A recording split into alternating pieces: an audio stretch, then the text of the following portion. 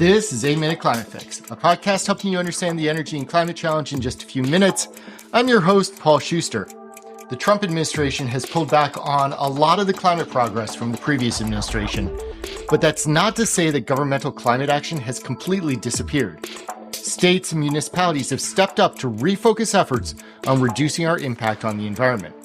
One of the ways that states are continuing to finance climate action is through the establishment of green banks, financial entities that make it easier for individuals or companies to invest in energy efficiency or solar or any number of energy transition projects. Here in Massachusetts, that green bank is known as the Massachusetts Community Climate Bank, and it's already doing some really amazing stuff.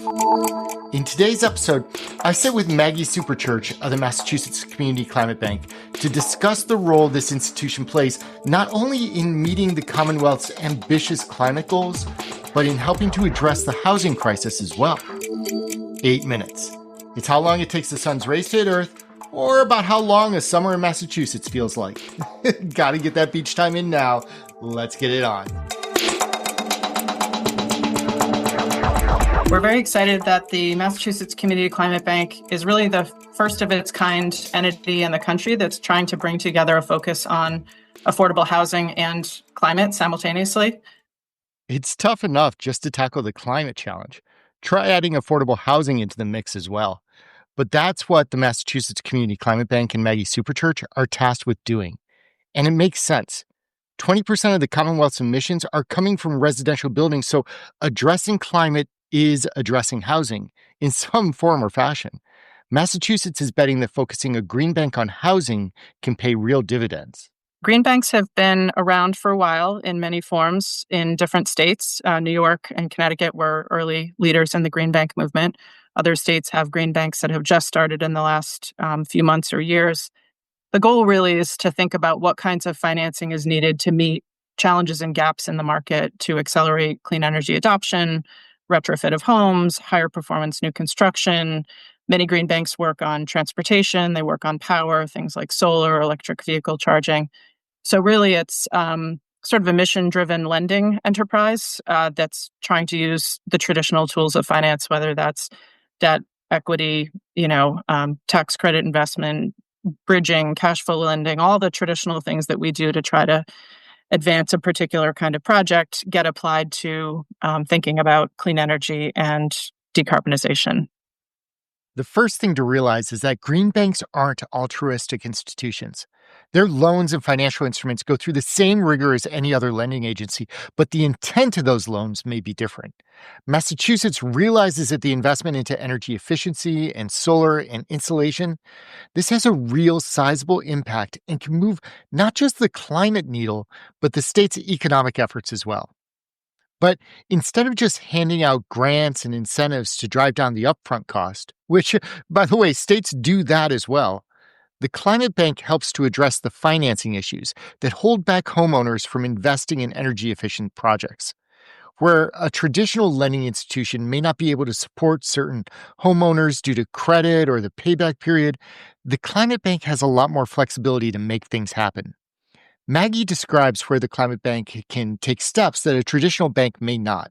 Obviously, everybody knows we're in a high interest rate environment right now. And so if you go to your commercial bank, say as a homeowner, and you're looking for a loan to make energy improvements to your home, that can be pretty expensive. And in addition, the bank may not know enough about the kinds of improvements you're proposing to make to feel comfortable underwriting that loan.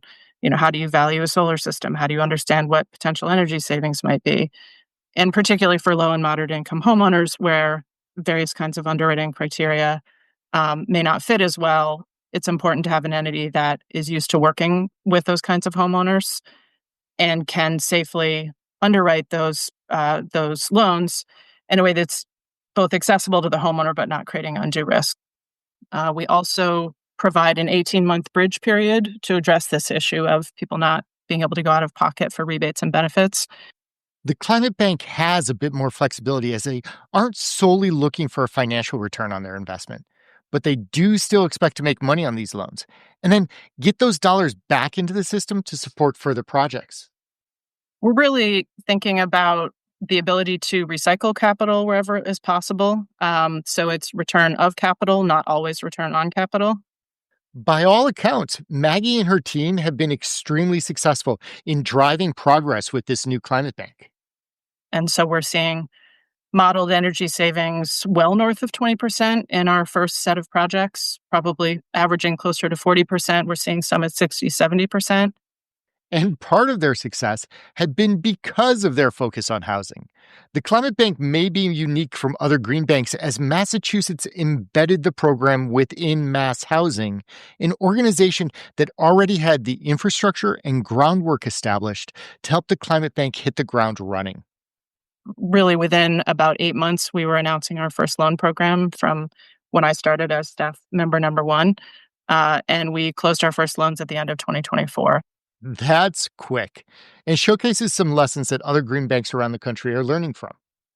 I think this idea of kind of building from strength, so rather than totally starting from scratch with very limited resources and trying to kind of build out a lending infrastructure, it has been really helpful for us to have MassHousing as our home. And so for any green bank that's just starting up, it's more challenging if you don't have some of that capacity in place already.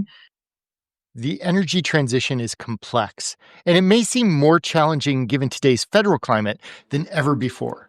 But green banks and entities such as the Massachusetts Community Climate Bank are making it a bit easier for homeowners to not only reap the benefits of environmental improvements, but of cost savings as well. There's so much benefit that can come from this clean energy transition that's about economics. It's about saving money at home. It's about good paying jobs. It's about health benefits. So there's a lot of reasons to think about doing this work and a lot of ways in which the work will pay dividends over time. I'm Paul Schuster, and this has been your 8 Minutes.